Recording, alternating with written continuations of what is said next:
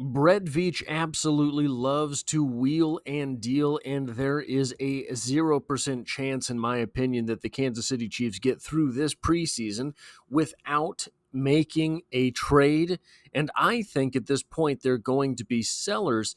But Brett Veach has proven in the past that he's also willing to be a buyer if he thinks that there is a Super Bowl on the line. But I think that they have the parts to do that with who's on the roster right now. So I've put together 10 names of players that I think the Kansas City Chiefs might trade, this preseason, and one dark horse that is going to be someone who you would never expect to make this list, but I think the prerequisite ingredients for them to be expendable are brewing.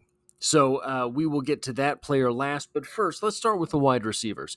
Sky Moore has been rumored to be trade bait for quite some time, and should the Kansas City Chiefs decide to pull the trigger on Sky Moore and trade him, it would save the team $1.6 million in cap space. Maybe not a big deal this year, but I think that as the Kansas City Chiefs make the move into next season, where they are projected to be between $25 and $37 million over the salary cap, the flexibility to convert some of their players' payroll into signing bonuses, I believe it is, there's some mechanism that you can use to where the part of the player's contract is converted and becomes a liability towards the previous season's free cap space. I don't know how much it is. I don't know how it works. I don't even know what the word is. So maybe don't take me too seriously, but there is something like that. Now, Sky Moore, not a whole lot of value here from Sky Moore. I think we would all agree that Sky Moore, it has been a disappointment for the Chiefs thus far, but here's the real question. Would Sky Moore have been a disappointment for the Kansas City Chiefs had he been a sixth-round pick? I don't think so.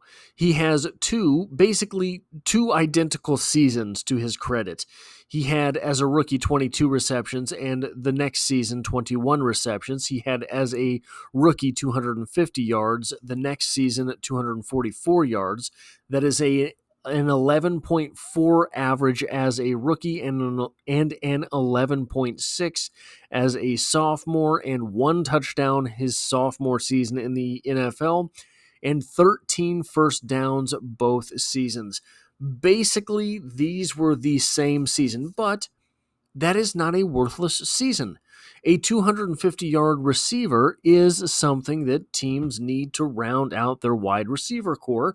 I think that the Kansas City Chiefs have too much depth at the wide receiver position and maybe not enough talent at the top end, right? I don't think they have a true number one wide receiver, but I do think that Rashee Rice will end up, in effect, being the number one wide receiver this year. So, Sky Moore, if you trade him, what are you getting back?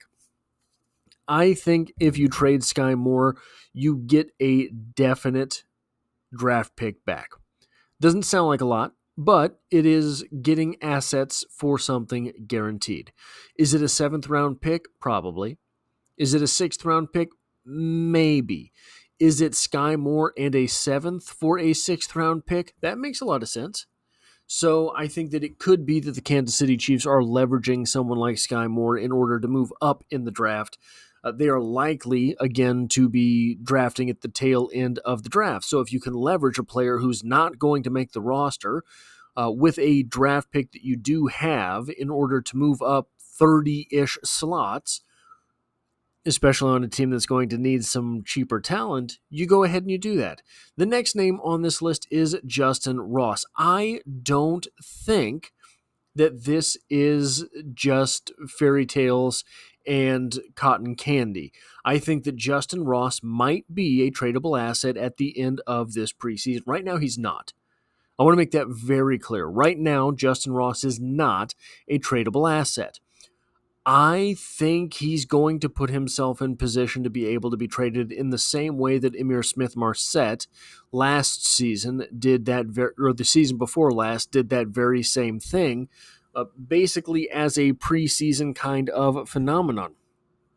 Justin Ross is running out of time, and I think that his time with the Kansas City Chiefs has already expired. It says there that it would save the Kansas City Chiefs $960,000. That's if he is on the active roster. I don't think he's going to make the roster. I don't think he's a threat to make the roster. So if you can move on from him via a trade, that makes sense. What do you get back for Justin Ross? Probably a conditional. If Justin Ross makes the team and plays 200 snaps, you get the 7th round pick. That is probably what you're looking at for Justin Ross, but there are teams in the NFL where that would be a risk worth taking. That would be a maneuver worth making. So Justin Ross could benefit the Kansas City Chiefs yet. Now, I want to get this out of the way early. I'm talking a lot about 7th round picks. Yasir Durant was a UDFA offensive tackle who we'll talk about in a couple minutes. He was picked up by the Kansas City Chiefs out of the University of Missouri, spent one season with the Kansas City Chiefs. The next offseason, the Chiefs and Brett Veach traded him in order to get a 7th round pick. That 7th round pick became Jalen Watson. So the Chiefs converted a UDFA who had played a handful of snaps for the franchise into Jalen Watson, who has multiple years with multiple starts for the Kansas City Chiefs. Moving on to offensive line, which, yes, you see Yasir Durant's name at the bottom of your screen there. We're going to talk about him again, but just one moment. Mike Caliendo, I think, has become an expendable asset so long as there is development with Kingsley Suamataia, with CJ Hansen, with Hunter Nourzad, and with Wanye Morris. All of those guys, in my opinion, grade out or look better than Mike Caliendo. They are all better athletes than Mike Caliendo. Moving on from Mike Caliendo would save the Kansas City Chiefs $1 million. Not a lot, but it's something. He played 64 offensive snaps as a rookie and 36 special team snaps. Last season, he played 237 offensive snaps and 76 special team snaps, but that does not include the playoffs. So he got a lot more experience than that against the under the brightest lights that the sport has to offer, under the brightest lights that American sport has to offer. Now, this is Yasir Durant. Kansas City, 2020, 91 snaps, 58 special team snaps.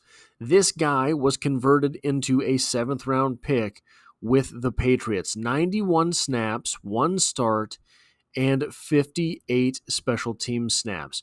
So when you're looking at Mike Caliendo and thinking he doesn't have any trade value, he has 3 times as many snaps and 2 times as many special team snaps as did Yasir Durant. Now, Yasir Durant was also 6'7", 330, 336, something like that. So he was a big guy. He had some measurables, etc., but he did not have basically any experience by the time he was traded from the Chiefs. Went on to have a little bit more experience that second season in the NFL with the Patriots, and then had just 2 snaps as a member of New Orleans after that, but was still on the field collecting paychecks. Then we have Ethan Driscoll, which if Yasir Durant is the proof case for the fact that Mike Caliendo might have trade value, Yasir Durant is also the proof case for the fact that Ethan Driscoll might be an NFL player. So it says right there it would save the Kansas City Chiefs $960,000. That is if Ethan Driscoll was on pace to make the roster like he did last year. However, this year the Kansas City Chiefs have more talent at the top end of the roster that might prevent Ethan Driscoll from making the 53. 4 offensive snaps and 4 special team snaps across 2 games last year. Not a whole lot of playing time, but he was on the roster. Not a whole lot of playing time, but he had to show up to practice every day. I think that there is a possibility that Ethan Driscoll plays and performs in a way this preseason that lets the Chiefs know what they have there. So you'll notice that I listed 2 offensive linemen, despite the fact that the Kansas City Chiefs have had so many offensive line problems the past few years. Well, that's because the Chiefs' problem is not depth. The Chiefs carried 10 offensive linemen into last season. The Chiefs' problem is the top end of the thing, the top end, the starters on the roster. That is where the Chiefs have problems, and they, frankly, I think that they have Dalton Cooper and Esapole this season as UDFAs who might be as good or better than these two. So if you need to, I don't think you're slipping Ethan Driscoll through waivers, and I don't think they'll just straight cut Mike Caliendo. So I think that the option to get a little bit of value out of them would be a good one. Defensive line, Mike Danna. Might be surprising to see Mike Danna here. He would save, if he were traded for draft picks, $5.8 million this season, and I believe $8 million next season from the potential catastrophe heading the Chiefs' way. Now, he pretty consistently gets 3 to 6 sacks, I guess I should say, because he's gotten only one season of 5, one season of 6+ sacks. But Mike Danna is an underrated contributor for the Kansas City Chiefs. However, you have Ashton Gelati now stepping in. You have supposedly the return of Charles Omenihu, though Charles Omenihu has been a part-time player since becoming a member of the Kansas City Chiefs. Mike Danna is someone who, I won't say he is expendable, but if you're looking at performance on the field, he is someone who is really middle of the line, middle of the road. And that's not a bad thing, right? He was a 5th-round draft pick. That's kind of what 5th-round draft picks are expected to be, and he has done that very admirably. Starting in 2023, he really kicked up his production as far as making tackles is concerned, with his first season outside of the 20s being in 2023, where he had 50 tackles, 7 tackles for loss, 13 quarterback hits, 6.5 sacks. But with reduced playing time, a little bit of health stuff, he took a step back in 2024, 3.5 sacks, 41 tackles, 5 tackles for loss, 8 QB hits. Mike Danna is a good middle-of-the-road player. The only issue with him being here is I think that the Kansas City Chiefs, again, have a lot of players at that middle-of-the-road level, and you can't put them all on the same field, right? The next name on this list probably should not surprise anyone. FAU would save the Chiefs $1.8 million to trade away. I don't think that the Chiefs can afford to make both of these moves, FAU and Mike Danna, but I think one or the other would make some sense for them. FAU has proven, I said when he was drafted, guys, I think this is Mike Danna. And that's what he's been for the most part. That is exactly sort of the pace that he finds himself on when you're converting snap count to statistics.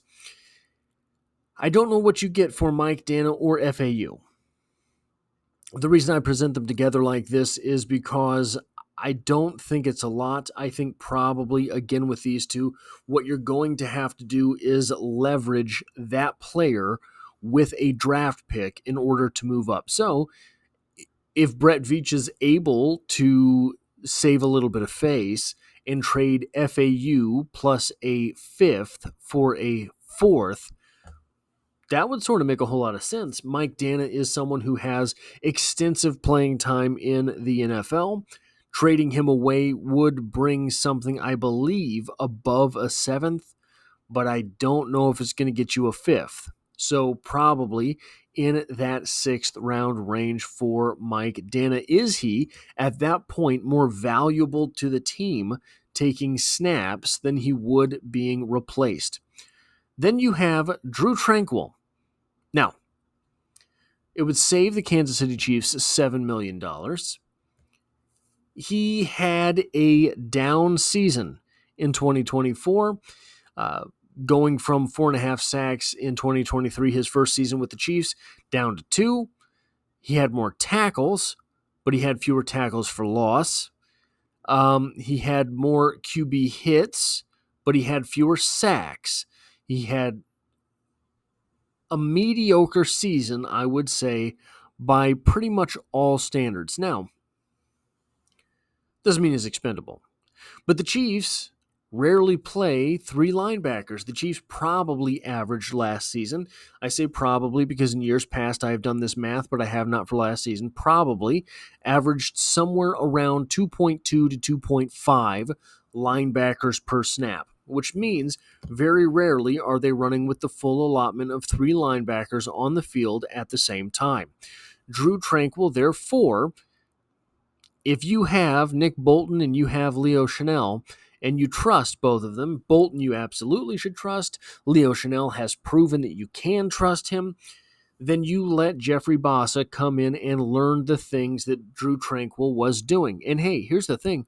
Maybe Jeffrey Bassa hits the ground running. If that is the case, well then guys, it makes a lot of sense to trade Drue Tranquill while you can. Now moving on to defensive backs, the first one up here is Nazeeh Johnson. Trading him would save the Chiefs $1.5 million. You have a guy who took 0 defensive snaps as a rookie, 96 special team snaps. Last season in 2024, 494 defensive snaps, 163 special team snaps. This is a guy that does have trade value. I know that there are a lot of Nazeeh Johnson haters out there, and I think that basically the reason you hate Nazeeh Johnson is that he was a 4th corner being asked, being told, being forced to play cornerback number 2. He did the best he could, but couldn't get it pulled off. Now, one thing that is interesting here is that the Chiefs have continued to bring in defensive back talent. Sometimes these guys develop essentially overnight, and you have no idea that all of a sudden Noel Williams is a number 2 cornerback in the NFL. That's what happened with L'Jarius Sneed, remember? He was good, and then all of a sudden he becomes great. So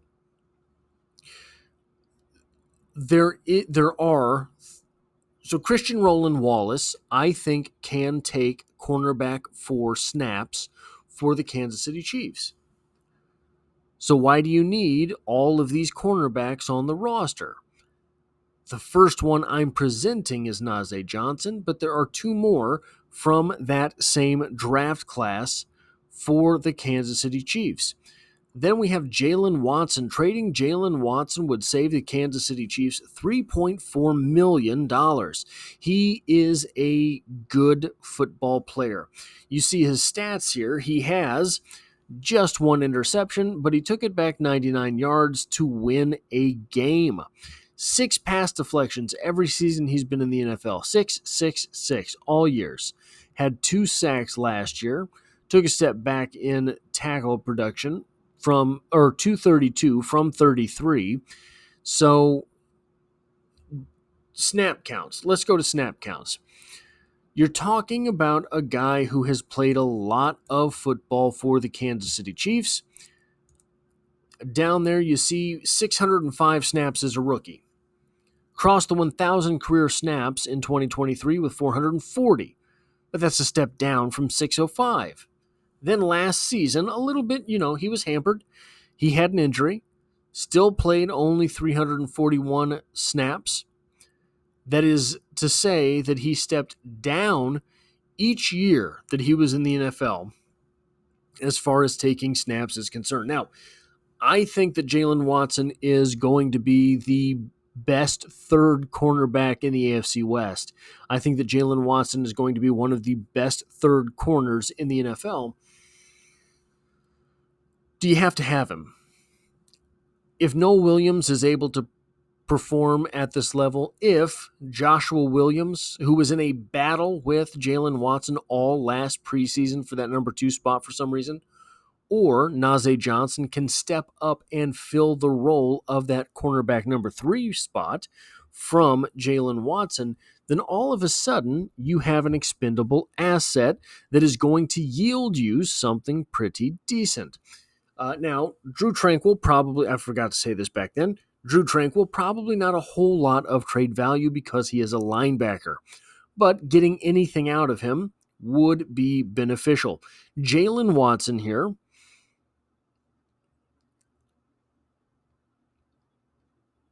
I think might get you a fifth. That sounds crazy considering some of the guys who are traded for fifth-round picks. I think it could get you a fifth if you trade him early enough in the preseason because it gives him time to get acclimated to another roster. So I do think that about Jalen Watson. I'm a big Jalen Watson fan. I would love to see him actually be a Chief next year. Joshua Williams. Moving on from Joshua Williams would also save the Chiefs $3.4 million. And you see a career here that is kind of stagnated, has started to maybe go backwards. 437 snaps as a rookie, 321 in his sophomore campaign, 411 last year. So Joshua Williams, I think, probably brings you a conditional late round pick. Joshua Williams might bring you a conditional sixth, which is to say, if Joshua Williams makes the roster and plays 200 snaps, we'll give you a sixth-round pick. A lot of times, conditionals are seventh-round picks just because to throw a conditional out there, it means that you're trading for a player that doesn't have a whole lot of value to begin with. So normally, those are later round picks. Now, the dark horse trade candidate for the Kansas City Chiefs. Who could it be? Well, he plays a position we've talked about quite a bit already. Hollywood Brown. What if Jalen Royals comes in and all of a sudden he is undoubtedly better than Hollywood Brown? It's possible. I really do think that's possible. What if these myriad wide receiver at the bottom end of the roster are really just too difficult to find someone to cut? It's too difficult to find which one of them to cut. We do have this asset in Hollywood Brown that we made it to the Super Bowl last year, even though he didn't really play. Hollywood Brown and Xavier Worthy kind of do the same thing. What if Hollywood Brown becomes a tradable asset? I don't know what it yields. I don't know what you could get out of Hollywood Brown because of the injury history. I don't know what you could get out of Hollywood Brown because there were no numbers last year. So I think it's possible that the Chiefs do trade Hollywood Brown. I have no idea what it is that they would get in return. That is what I have for this video. If you like or appreciate what it is that I do here, hitting the like button really does help me out, as it tells YouTube to share this video with other Kansas City Chiefs fans. If you find yourself here by chance but not design, the Chiefs are the only thing I talk about on the channel, dropping multiple videos every single week, and I hope to have you back for the next one.